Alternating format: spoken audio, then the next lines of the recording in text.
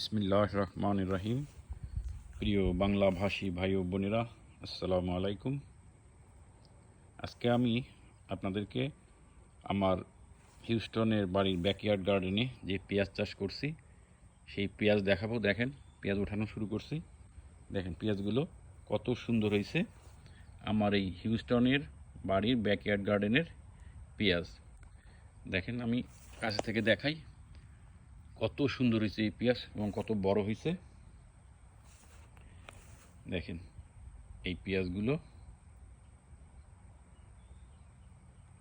দেখেন। এখন আমি একটা পেঁয়াজের ওজন দেখাই। একটা পেঁয়াজের ওজন, যদিও আমার এই ফোনের ভিডিওতে রিয়েল সাইজ বোঝা যাচ্ছে না। দেখেন এটার 300 গ্রাম, এটার 300 গ্রাম, তো প্রায় 3টা 1 কেজি হবে। এই হলো আমার পেঁয়াজ। এখন আমি আমার পেঁয়াজের ক্ষেতটা দেখাই যেখানে চাষ করছি। দেখেন এটা আমার হলো একটা 4 feet by 24 feet, 4 feet by 24 feet একটা রেইজড বেড। দেখেন পেঁয়াজ, আমি গোড়াগুলো দেখাই কত বড় হয়েছে এই পেঁয়াজের। আমি এই যে পেঁয়াজ রোপণ করছি এটার জাতটা হলো রেড সেরল। রেড সেরল এটা একটা বৈশিষ্ট্য আছে, বৈশিষ্ট্য হলে বড় হয় এবং এটা দীর্ঘদিন থাকে। এক সিজন থেকে আর এক সিজন পর্যন্ত আমরা এটা রাখতে পারি। তো যদিও বলা আছে 5-6 মাস, কিন্তু আমরা এটা আমাদের ঘরে রাখি এসি রুমে। এতেই এটা দেখা যায় যে এক সিজন থেকে আরেক সিজন পর্যন্ত আমাদের ঘরে পেঁয়াজ থাকে। তো এখন আমি জাতটার কথা বললাম, এই জাতটার নাম হলো রেড সেরল এবং এটা খুবই বেশ সহজেই চাষ করা যায়। দেখেন, তো আমেরিকায় এগুলো চারা কিনতে পাওয়া যায়, এরা বলে অনিয়ন সেট। তো আমি এই রেড সেরল জাতের অনিয়ন সেট আমাদের লোকাল নার্সারি আছে সেখান থেকে কিনছিলাম, কিনে আমি রোপণ করছি। দেখেন এই বেডের মধ্যে আমার আরেকটা বেডেও কিছু আছে। তো আমার আল্লাহর রহমতে কোনো পেঁয়াজ কিনতে হয় না, রসুন কিনতে হয় না, রসুন আমি চাষ করি। তো এখন এই পেঁয়াজের চাষ খুবই সহজ, খুবই সহজ। ডিসেম্বর মাসে এই চারাগুলো পাওয়া যায়, ডিসেম্বরের প্রথমের দিকেই। তখন আমি এই চারাগুলো কিনে রোপণ করছি। তো এরপরে আমাদের এই হিউস্টনে বেশ ধকল গেছে চাষবাসের উপর।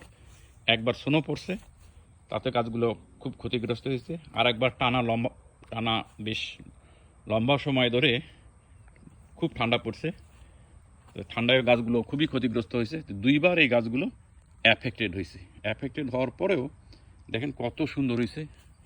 আমি এই পাশ থেকে দেখাই, কাছে থেকে দেখেন এই পেঁয়াজটা দেখেন, মাশাআল্লাহ কত বড় হয়েছে, কত বড় হয়েছে। দেখেন ভিতরে দেখাই, বেশিরভাগ পেঁয়াজই বড় হয়েছে। তো আমরা এবার করছি কি, যে আমরা পেঁয়াজগুলো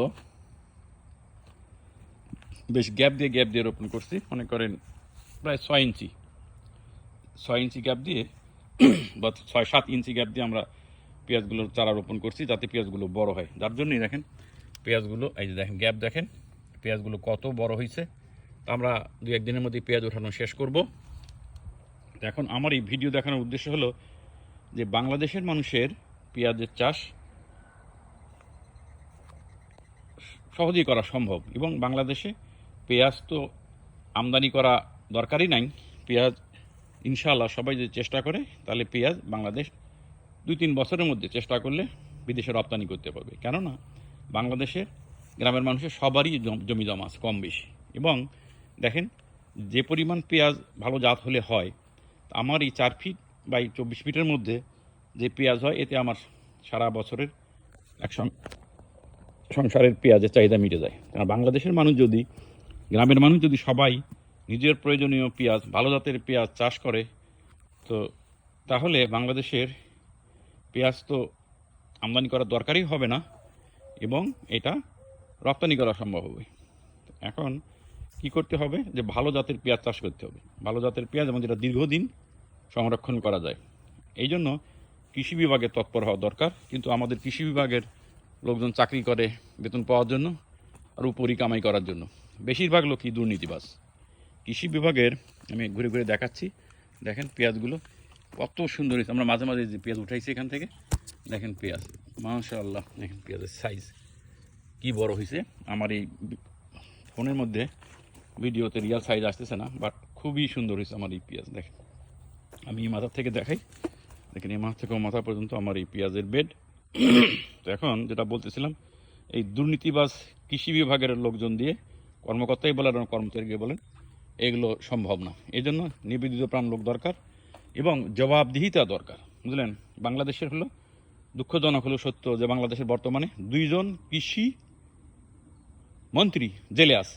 2 জন কৃষি মন্ত্রী, 2 জনই দুর্নীতি এবং নানাবিধ অপরাধের দায়ে জেলে আছে। একজন পিএইচডি করে এগ্রিকালচারে, আরেকজন আবার সিলেটের কোন কলেজের অধ্যক্ষ, বুঝলেন। তো এই হলো বাংলাদেশের চাষবাসের অবস্থা।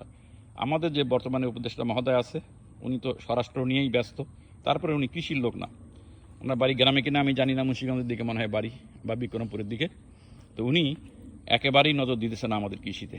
কৃষির দুর্নীতিবাজের জন্যই এই স্বাধীনতার প্রায় 50 বছর পার হয়ে গেছে, তার বেশি, এখনও পেঁয়াজের মতো জিনিস কৃষি প্রধান বাংলাদেশে পার্শ্ববর্তী দেশ এবং অন্যান্য দেশ থেকে আমদানি করে খাইতে হয়। এটা যেমন দেশের মানুষের জন্য লজ্জাজনক, তেমনি কৃষি বিভাগের জন্য আরও চরম লজ্জাজনক। এই দুর্নীতিবাজগুলো আছে শুধু বেতন নেওয়ার জন্য, বুঝলেন। তো আমি অন্য প্রসঙ্গে চলে গেছি। তো এখন আবার দেখাই আমার পেঁয়াজগুলো, দেখেন কত বড় হয়েছে, মাশাআল্লাহ কত বড় হয়েছে এই পেঁয়াজ। তো আমি মনে করি বাংলাদেশের পক্ষে সঠিক উদ্যোগ নিলে 2-3 বছরের মধ্যেই পেঁয়াজ উদ্বৃত্ত হওয়া সম্ভব এবং পেঁয়াজ বিদেশে রপ্তানি করাও সম্ভব। যেটা আমি শুধু মানে ভিডিও করার জন্যই বললাম না, আমি প্রমাণ করে দেখালাম যে আমার পেঁয়াজ কত সুন্দর হয়েছে। আমাকে পেঁয়াজ কিনতে হয় না। হিউস্টন শহরে, আমেরিকার চতুর্থ বৃহত্তম শহরে বসবাস করে আমাকে পেঁয়াজ কিনতে হয় না। তো আমি মনে করি যে বাংলাদেশের পক্ষে এটা সম্ভব, কারণ বাংলাদেশের আবহাওয়া চমৎকার। আমাদের টেক্সাসের আবহাওয়া বাংলাদেশের আবহাওয়ার সাথে অনেকটা মিল আছে। এখানে একটু শীত পড়ে বেশি, তো বাংলাদেশে শীত পড়ে না, সেটা আরও সুবিধা। কারণ আমার এই দুই টার্ম এই পেঁয়াজটা অ্যাফেক্টেড হওয়ার পরেও মাশাআল্লাহ যে পেঁয়াজ হয়েছে, আমি I am very happy. Many thanks to almighty Allah. আল্লাহকে অশেষ ধন্যবাদ যে এবার আমার পেঁয়াজ ফসল এত ভালো হয়েছে যে এই পেঁয়াজ আমরা আশেপাশের লোকজনকেও দিব এবং তারপরেও আমাদের প্রচুর পেঁয়াজ থাকবে ইনশাআল্লাহ। তো নিজেদের সংসারের জন্য ব্যবহার করার জন্য। তো এই জন্যই আমি ভিডিওটা করলাম যে আপনারা সবাই চাষবাসে আগ্রহী হন। তো আরেকটা জিনিস আমি বলি যে এই পেঁয়াজ আমি কোনো সার দিইনি। এবছর আমার জমির মাটি, আমার এই বেডের মাটি এমনিতেই ভালো হয়ে গেছে। শুধু কি কাজ করছি, মাঝে মাঝে একটু পানি দিয়েছি এবং আমি এই আগাছা, টুকটাক আগাছা উড়ে এসে, যেগুলো বীজ উড়ে এসে, ঘাসের বীজ উড়ে এসে ভিতরে হয়েছে, এটা হওয়ার সঙ্গে সঙ্গে চিমটি কেটে তুলে দিছি। তো এই জন্য দেখেন খুব একটা তেমন আগাছা নাই আমার এই বেডের ভিতর। চাষ করার অনেক সুবিধা, আশপাশে গাছপালা বাইরে আসতে পারে না, ঘাস টাস। তো এই জন্য আমার খুব সহজেই এই চাষটা হয়েছে। আমি কোনো সার দিইনি এবং সার না দিয়েই দেখেন যেমন সাইজ হয়েছে তেমন দেখেন সুন্দর হয়েছে এই পেঁয়াজ। তো আশা করি আপনারা সবাই আমার এই ভিডিও দেখে চাষবাসে উদ্বুদ্ধ হবেন। বিশেষ করে পেঁয়াজ চাষ অতি সহজ, এটা শুধু পুঁতে রাখলেই হয় আর একটু আগাছা পরিষ্কার করলেই হয়। আমি এবছর কোনো সার দিইনি, তাতেই অবস্থা হয়েছে। আমি অবশ্য রাসায়নিক সার দিই না এবং কীটনাশকও দিই না, আমি শুধু জৈব সার দিই। কিন্তু এবার চাষে আমি জৈব সারও দিইনি, কিছুই দিইনি। তো এই হলো আমার পেঁয়াজ চাষের অবস্থা। তো আপনারা সবাই এইসব ভিডিও দেখে আগ্রহী হবেন, পেঁয়াজ চাষ করবেন, দেশ স্বাবলম্বী হবে। আপনারা রাসায়নিক সারবিহীন যদি চাষ করেন তাহলে রাসায়নিক সারবিহীন ফসল উৎপন্ন করতে পারবেন, পরিবারের কাজে লাগবে। তো আপনারা সবাই চাষবাসে উদ্বুদ্ধ হন, নিজের যে প্রয়োজনীয় জিনিস নিজেই চাষবাস করেন। দুর্নীতিবাজ কৃষি কর্মকর্তাদের ব্যাপারে সতর্ক হন এবং স্থানীয় প্রশাসনকে জানিয়ে দেন দুর্নীতির কোনো তথ্য প্রমাণ থাকলে, যাতে বর্তমান সরকার ওদের বিরুদ্ধে ব্যবস্থা নিতে পারে।